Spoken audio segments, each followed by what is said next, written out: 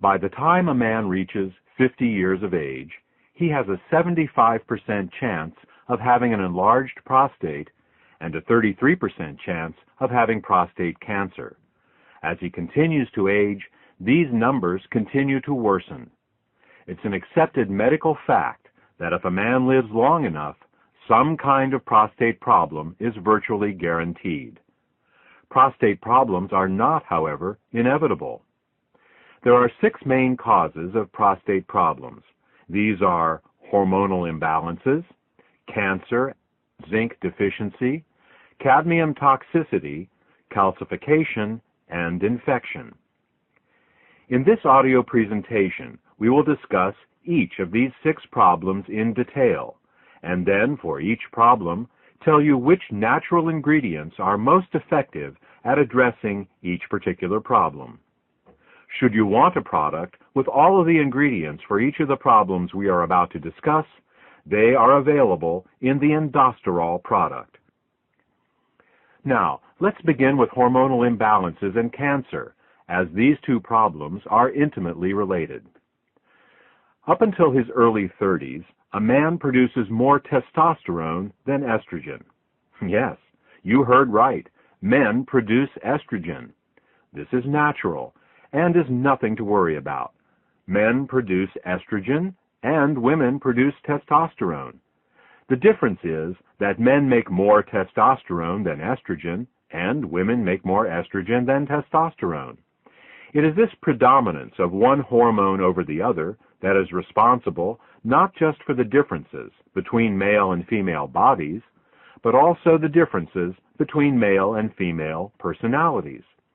Unfortunately, as a man ages, he makes less and less testosterone and more estrogen until by age 34, a man makes more estrogen than testosterone. I call this a hormonal inversion. This process accelerates with age, so that by the time a man is 60, he makes twice as much estrogen as testosterone, and by age 90, 12 times as much. While somewhere in a man's 50s, this change is officially labeled as andropause, which is the male version of menopause, you can see that the process actually starts in a man's mid-30s. A hormonal inversion can show up in many ways. In the sports world, a man's performance begins to suffer. This is why you don't see many professional athletes at the top of their game past age 40. Muscle size and tone decreases, and fat begins to accumulate. This gives a man a softer, more feminine appearance. In the business world, a man may begin to lose his competitive edge. In relationships, he becomes more passive. In general, as the hormonal inversion begins to take hold, a man becomes more sensitive and less aggressive, more feminine. Regardless of how you feel about the effect of female hormones on your personality, the male body doesn't like it at all. In particular, this hormonal inversion wreaks havoc on a man's prostate. Hormonal inversion, or the dominance of estrogen over testosterone in man, is due to 3 actions. First, as a man ages, he makes less testosterone. This is understandable, as all hormones decrease in their production with age. Second, some of his testosterone begins turning into dihydrotestosterone, or DHT for short. This happens courtesy of an enzyme called 5-alpha reductase, whose job it is to convert good testosterone into its evil counterpart, DHT. It's DHT that is the main cause of hair loss and prostate enlargement. Did you ever wonder why baldness is predominantly a male problem? It's because men make more testosterone than women and thus are at greater risk of having more testosterone that turns into DHT. The third cause of hormonal inversion is a bit more bizarre. It turns out that there is an enzyme in a man's body called aromatase, whose function it is to convert testosterone into estrogen, and not just any kind of estrogen, because there are actually 3 different types of estrogen. This aromatase enzyme turns testosterone into the most powerful of the 3 forms of estrogen, namely estradiol. Thus, as a man ages, he not only makes less testosterone, but what little testosterone he makes, his body then turns into DHT and the estrogen estradiol. Now, we already know the DHT causes hair loss and balding. What does estradiol estrogen cause? Aside from feminization of the body and personality, estradiol causes cancer, and most specifically, prostate cancer. So, just what are the odds of this happening to any given man? As we said in the introduction, in terms of prostate enlargement, by age 50, 75% of all men have an enlarged prostate, and by age 50, 33% have prostate cancer. Prostate cancer is the most common non-skin cancer in the United States, and the second leading cause of death from cancer among U.S. men, after lung cancer. As a man gets older, these numbers get much worse, and if a man lives long enough, prostate enlargement and cancer are virtually guaranteed. Medical treatments for an enlarged prostate and prostate cancer often leave men in diapers, unable ever to have sex again. So what do we as men need to do? We need to increase testosterone production, block the enzymes 5-alpha reductase and aromatase, and find some way of dealing with a prostate that has already become cancerous and enlarged. Alternative medicine has identified many natural ingredients that can help us do this, but the best of all of them are beta-sitosterol and ellagic acid. Beta-sitosterol suppresses both 5-alpha reductase and aromatase, so that takes care of DHT and estrogen. In terms of prostate cancer, animals treated with beta-sitosterol had 43% smaller tumors and had 1/2 the rate of metastases over untreated animals. Ellagic acid works by causing cancer cells to actually self-destruct. The technical term for this is apoptosis. Whenever a cell becomes cancerous, our DNA instructs it to self-destruct. This is one of the most powerful safeguards we have in preventing cancer. Unfortunately, some cancer cells manage to block this signal. These are the cells that go on to grow and form tumors. What ellagic acid does is to reinstate the self-destruct signal in these cancer cells. Ellagic acid does this for all cancers, but studies show that it is particularly effective at this for prostate and breast cancers. So, what should we do? Go out and buy some beta-sitosterol and... Well, first, you need a concentrated source of beta-sitosterol, and even the saw palmetto berry, the plant recognized as one of the best sources of beta-sitosterol, contains only 333 parts per million of beta-sitosterol. To get 1 gram of beta-sitosterol from saw palmetto, you would need to have over 6.5 pounds of saw palmetto berries. Furthermore, beta-sitosterol is very poorly absorbed orally. Less than 5% of what you take by mouth makes its way into the bloodstream, and then even less gets to the prostate itself.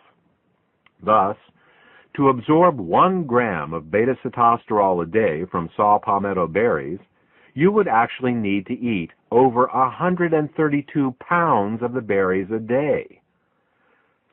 Ellagic acid is found in raspberries and pomegranates, but again, we have the same problem with absorption and concentration. Unless you have the digestive capacity of a 500-pound mountain gorilla and you spent all day stuffing yourself with saw palmetto berries and raspberries, you would need to get a more concentrated source of beta-sitosterol and ellagic acid. So, the first 2 ingredients we chose to put in endosterol were concentrated forms of beta-sitosterol and ellagic acid. Okay, that takes care of the first 2 problems. hormonal inversions, and cancer. Let's move on to problem number 3. The third cause of prostate problems is zinc deficiency. A zinc deficiency not only causes the prostate to operate less effectively, it can also cause it to enlarge. Different organs in the body have different requirements for elements, and for the prostate, zinc is required. It may sound strange that some organs need more of one element than another, but you already know of the most common example. It's called goiter. While the younger generation may not be as familiar with this, the older generation will be. Goiter is an enlargement of the thyroid gland in the neck due to insufficient iodine in the diet. Iodine is a heavy element, and rain typically washes it out of mountainous soil into the rivers and eventually into the sea. People living near the oceans who eat fish get all the iodine they need, but people who live in the mountains often become iodine deficient and can develop goiter. Of course, this isn't seen much anymore in developed countries where iodine is added to table salt, but it demonstrates the point. Individual organs, or glands, have specific mineral requirements, and when they don't get what they need, they malfunction and can enlarge. Thus, prostate enlargement can be considered prostate goiter. Unfortunately, zinc is not added to table salt like iodine is. This, added to the fact that zinc becomes more difficult to absorb with age, leads to the widespread zinc deficiencies we see today. Keeping in mind that we not only need to supplement with zinc, but deliver it to the body in a highly absorbable form, the third ingredient in indosterol is pumpkin extract, which is high in bioavailable zinc. The fourth cause of prostate problems is cadmium toxicity. Cadmium toxicity is actually related to zinc deficiency in the sense that low zinc levels can cause cadmium toxicity. Cadmium is a toxic heavy metal, commonly found in soft drinks, seafood, cigarette smoke, plastics, water softeners, and other places. Cadmium can cause chronic fatigue, hair loss, high blood pressure, arthritis, impotence, and, of course, prostate problems. Cadmium owes its unique ability to damage the prostate to its similarity to the element zinc. Now, all beneficial elements have their toxic analogs, poisonous elements that the body mistakes for the beneficial ones. This is due to similarities in the atomic radius and electrical charge of certain elements. Thus, the body mistakes aluminum for magnesium, lead for calcium, mercury for selenium, and cadmium for zinc. Now, the prostate needs zinc to function, and it is often zinc deficient. So when it sees some toxic cadmium floating by in the bloodstream, it thinks, "Oh good, here's some zinc, I need that," and it gobbles it right up. In this manner, over time, cadmium accumulates and begins causing problems. If a man were to take supplemental zinc his whole life, it would offer some protection against cadmium absorption, but even so, some cadmium is bound to make it to the prostate. The only way to deal with cadmium is to remove it with a chelator. A chelator is an ingredient that has a very strong attraction to a particular element. If the attraction it has is stronger than the attraction the body has for that element, the chelator can pull that element out from the body. The safest and most effective cadmium chelator is called EDTA. EDTA is an amino acid that has a 50-year history of removing toxic metals like cadmium from the body. Once EDTA has attached itself to cadmium, the entire complex becomes water-soluble and will be eliminated harmlessly in the urine within a few hours. Thus, EDTA is the fourth ingredient in indosterol. The fifth cause of prostate problems is calcium deposits in the prostate. We've discussed cadmium, and we can agree that it is a toxic metal. But what about calcium? Isn't calcium vital for our health? Absolutely. Calcium keeps our bones and teeth healthy and has many important roles to play in our biochemistry. What is not commonly known is that as we age, calcium migrates from the bones and teeth, where it belongs, into the soft tissues and organs of the body. When calcium does this, it turns from a beneficial mineral into a pathological one. When calcium moves into the kidneys, we get kidney stones. When it deposits in the gallbladder, we get gallstones. When calcium migrates into the arteries, we get arteriosclerosis and atherosclerosis. When calcium gets into the joints, we get arthritis. And when calcium gets into the prostate, we get prostatic calculi, also known as prostate stones. In addition to being a gland, the prostate is also a small pump, and like any pump, it needs to be free of debris to function properly. As we age, these tiny prostate stones accumulate, reducing the prostate's health and functionality. Now, there are two ways to remove prostate stones. The first is a medical procedure that involves a catheterization. Ouch! The second is with EDTA, which goes in and pulls the calcium out, just like it removes the cadmium. Thus, EDTA serves double duty, supporting both the removal of toxic cadmium and also calcium stones.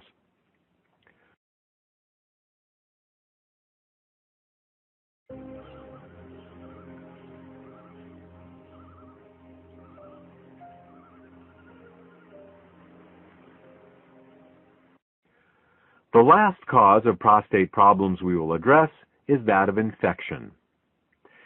In addition to cancer, the prostate is susceptible to bacterial, viral, fungal, and parasitic infections. You will recall that ellagic acid is the ingredient used in indosterol to decrease cancer risk, but it does much more than that. Ellagic acid is truly a remarkable ingredient. Ellagic acid is antibacterial, antifungal, antiviral, and antiparasitic as well. Ellagic acid is such a remarkable ingredient that it is well worth learning a bit more about it. Ellagic acid inhibits all bacteria by inhibiting the enzyme gyrase. Gyrase is only found in bacteria, and it is the enzyme that allows bacterial DNA to coil. Without this enzyme, the bacteria's DNA unspools, and the bacteria dies. Unlike traditional antibiotics that are specific to certain bacteria, ellagic acid works on all bacteria. Since gyrase isn't a human enzyme, inhibiting it does us no harm. Ellagic acid inhibits fungi and yeast by inhibiting the enzyme chitin synthase 2. Almost all fungi and yeast cell walls are built out of a polysaccharide called chitin, and chitin synthase 2 is the enzyme they use to make chitin. Thus, by inhibiting chitin synthase 2, ellagic acid suppresses the growth of almost all fungi and yeast. Again, chitin synthase 2 is not a human enzyme, so inhibiting it does us no harm. Ellagic acid inhibits many viruses by inhibiting the enzyme integrase. Integrase is an enzyme that many viruses need to enter a cell. As you know, viruses cannot reproduce without entering a cell, so by inhibiting this enzyme, many viruses can be inhibited. Again, integrase is not a human enzyme, and its inhibition does us no harm. Finally, ellagic acid inhibits parasites, but the mechanism of how this happens is not yet fully understood. While many people believe parasitic infections to be limited to third world countries, many people harbor millions of intestinal parasites their whole lives without ever knowing it. Thus, in addition to the effects of ellagic acid on prostate cancer, ellagic acid also deals with the infective aspect of prostate disorders. Ellagic acid is also an ingredient in indosterol. We have now discussed the 6 main causes of prostate problems: hormonal imbalances, cancer, zinc deficiency, cadmium toxicity, calcification, and infection. We have also discussed the ingredients best suited to deal with these problems, namely beta-sitosterol, ellagic acid, pumpkin extract, and EDTA. The last question to be answered is, in what form should these ingredients best be administered? The answer is, as a suppository. Suppository administration was chosen as the delivery mechanism for endosterol for two reasons. Firstly, rectal absorption is recognized as being some 20 times greater than oral absorption. Secondly, and more importantly, has to do with the location of the prostate. When a suppository is inserted into the body, it rests some mere inches away from the prostate itself. It is this ability of a suppository to deliver ingredients directly to the prostate that makes it the optimal method of administration. Congratulations! You've now completed a crash course on prostate health. You know the 6 main causes of prostate problems, as well as what ingredients can be taken, both preventatively and therapeutically. For more information on endosterol, a product that combines all the ingredients we've talked about, contact the healthcare provider who gave you this presentation. Let's start with inflammation. As we get older, chronic aches and pains can begin to accumulate in the body. Inflammation is an important part of the healing process, but the chronic, unresolved inflammation associated with aging is definitely not beneficial. Chronic inflammation has also been associated with disease conditions, ranging from Alzheimer's and MS to heart disease and strokes. Clearly, inflammation is a problem that needs a solution. Unfortunately, many of the anti-inflammatory drugs used in the past have had disastrous side effects that have only shown up years later after their initial introduction. This is because pharmaceutical drugs work by overriding the body's natural biochemical pathways. All the pathways in the body are interconnected, and by manipulating one, you always inadvertently apply pressure to others. You can do this in the short run, but over time, it can cause problems. Current examples of this include the terrible side effects found with Vioxx and Celebrex, including increased risk of heart attacks, strokes, and blood clots. The only way we can be sure of avoiding unforeseen side effects is to work with nature, not against it. In nature, the inflammation pathway is controlled through the fats and oils in our diet. Certain oils and fats increase inflammation and others decrease it. Luckily, nature has supplied us with the saw palmetto plant. Saw palmetto oil works by inhibiting the same lipoxygenase and cyclooxygenase inflammation pathways that the pharmaceutical drugs do, but it does so in a manner that nature intended and is familiar with, that is, through dietary oils. Let's move on to circulation problems. In dealing with circulatory problems, there are two main issues to address, and they are blood viscosity and plaque. Blood viscosity refers to how thick the blood is, how prone it is to forming clots. We need our blood to clot to prevent us from bleeding to death from injuries. But when the blood becomes too thick, clots begin to form inside the body in the arteries and in the veins. These clots can decrease the flow of blood, leading to fatigue if they are small, and strokes and heart attacks if they are large. Fortunately, saw palmetto in general, and beta-sitosterol in particular, both inhibit platelet aggregation, which is what causes the blood to clot. Let's look at the second issue raised, that of plaque. Plaque are the blockages that grow inside the arteries, obstructing blood flow. Scientific studies have shown that beta-sitosterol supports the removal of fat directly out of arterial plaque. Many people think that all they need to do to take care of their circulation is to keep their cholesterol low. The truth is, it isn't the fat in the bloodstream that causes the problem, but rather the fat in the plaque itself. While lowering cholesterol may look good on a blood test, the real key is lowering the fat in the plaque and keeping the blood thin. Still, if a good blood test is important to you, you will be happy to hear that beta-sitosterol has also been clinically shown to support the lowering of LDL cholesterol and triglycerides. Immune function is the second issue we will address in this chapter. While most people believe that a stronger immune system is a better immune system, the truth is that what we really want is a strong and balanced immune system. A person suffering from allergies has a strong but unbalanced immune system. A person suffering from an autoimmune disease also has a strong but unbalanced immune system. To understand the concept of immune balance, we will compare the immune system of a person to the internal and external security of a ritzy nightclub. In a nightclub, there are doormen and bouncers. The job of the doormen is to make sure that only the right sorts of people are allowed in. The job of the bouncers is to wander around inside the nightclub and toss out anyone that starts causing trouble. In order for the nightclub to operate successfully, there needs to be a balance between the doormen and the bouncers to keep the nightclub running smoothly. On the other hand, if the doormen are too aggressive and the bouncers are too passive, or vice versa, the nightclub will have problems. Let's look at the first scenario: overly aggressive doormen and passive bouncers.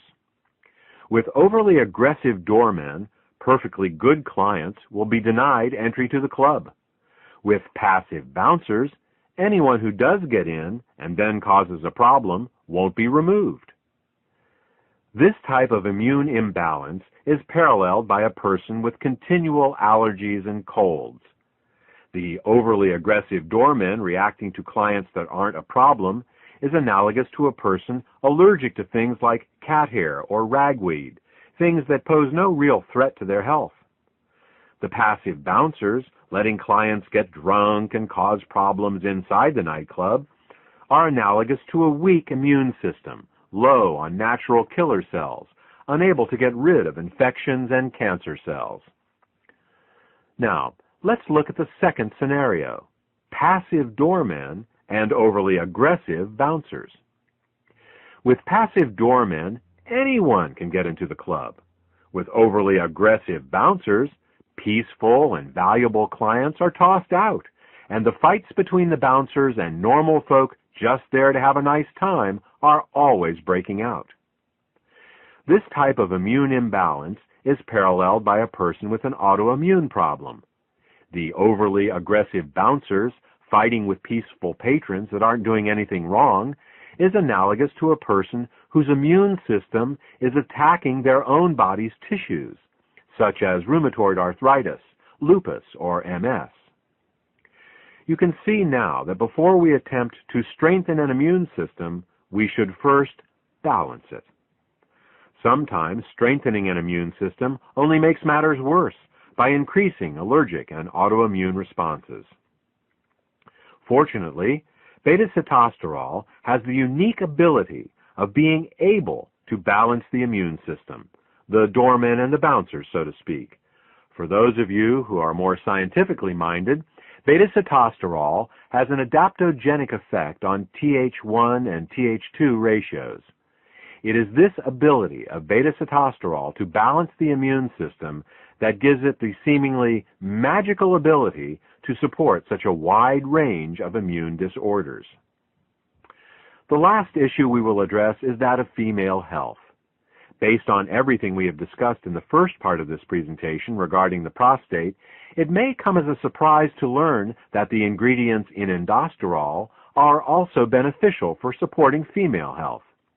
In fact, saw palmetto has a long history of use for both men and women.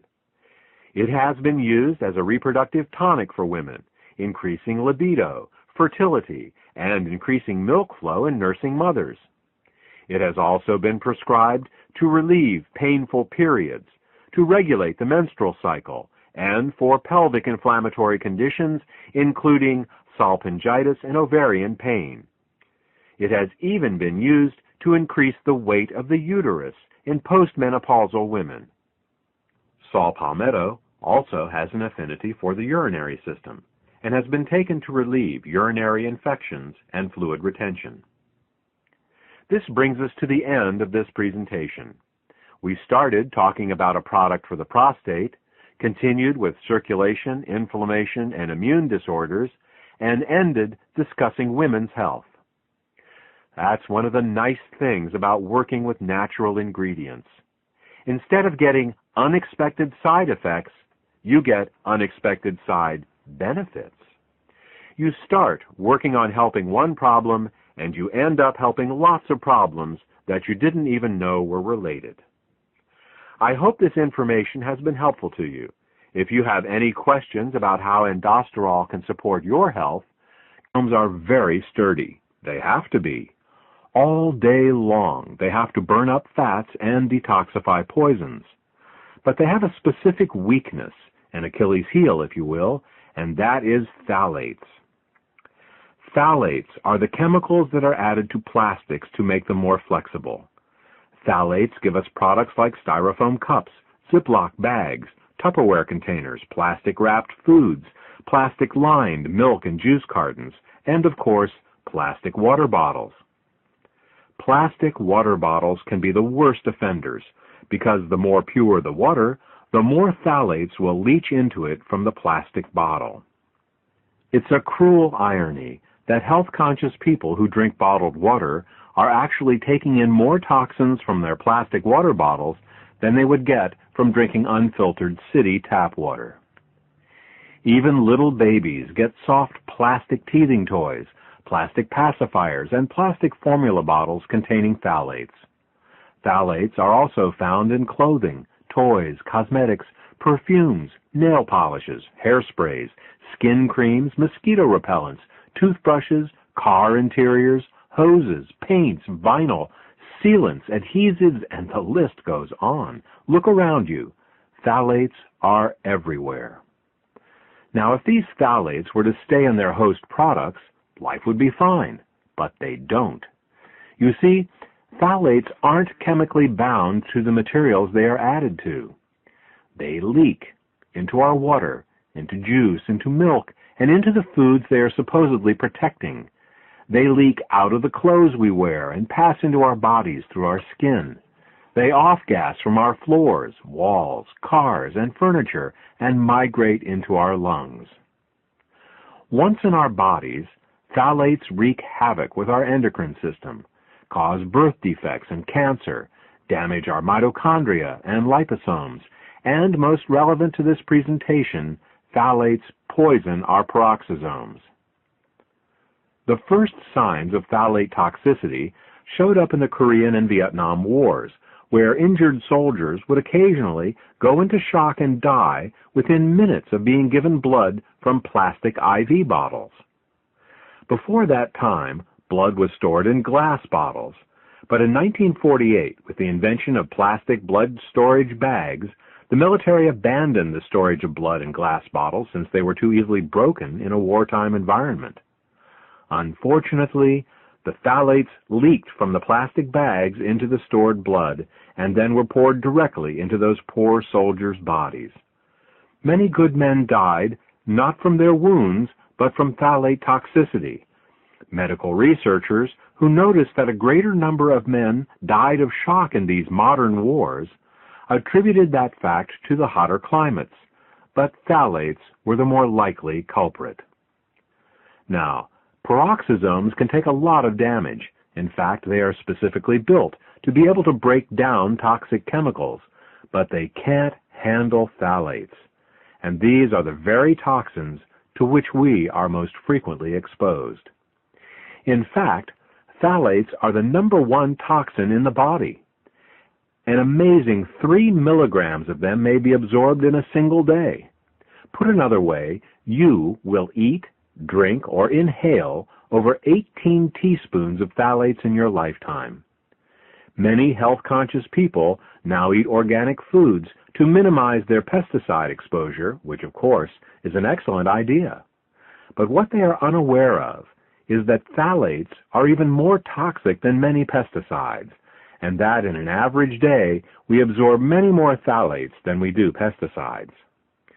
So, to keep the peroxisomes healthy, the first thing you have to do is to get the plastic out.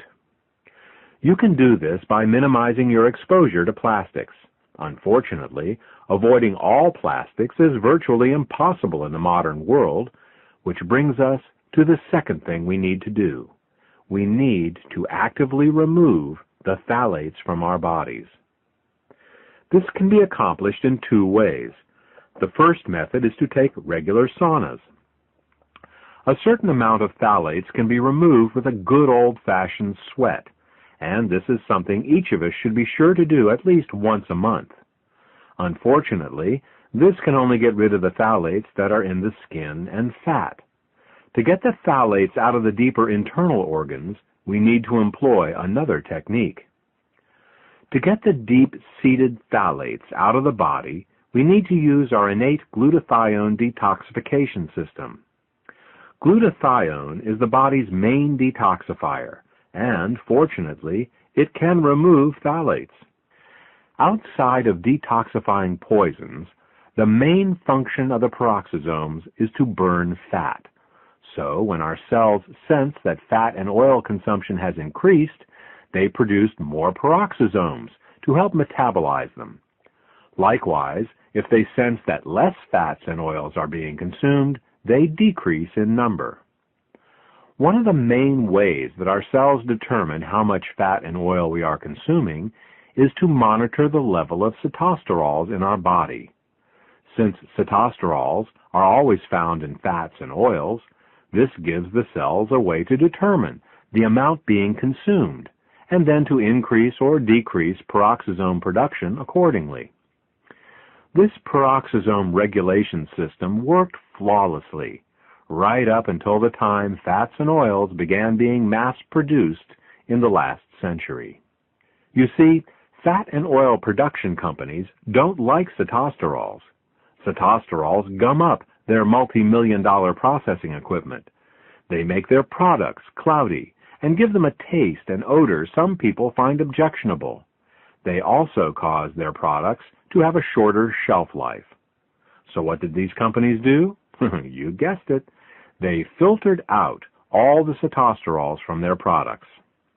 So what happens when you eat these unnatural sitosterol-free foods? The cells are misled into thinking that the fat and oil consumption is much lower than it actually is. Over time, this causes a decrease in the number of peroxisomes. Since peroxisomes burn fat in the cells, less peroxisomes mean less fat-burning capability. This can cause fat to be put in storage around the body, and not just in the thighs and around the waist. In fact, fat can accumulate virtually anywhere in the body. When fat accumulates in the arteries, it is called atherosclerosis. Fat accumulation under the skin is called cellulite. Fat can and does accumulate in every organ, including the heart, brain, lungs, nerves, liver, bone marrow, and the spleen, to name but a few. So, what can we do? First, stop eating refined fats and oils.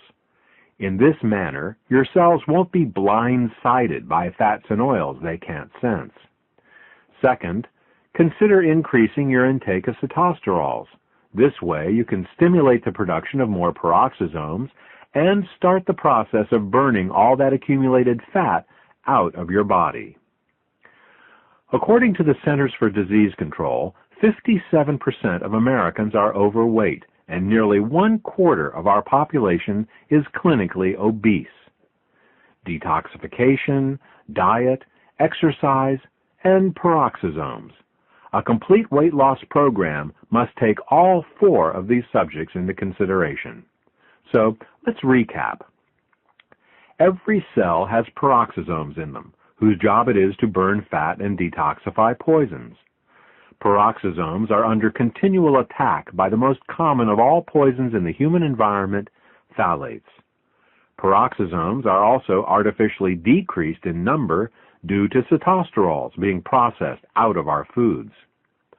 The decreased number of peroxisomes in our cells can lead to fat deposition in all the organs of our bodies, as well as an accumulation of many chemical toxins that the peroxisomes would otherwise neutralize. The solution is fourfold. 1.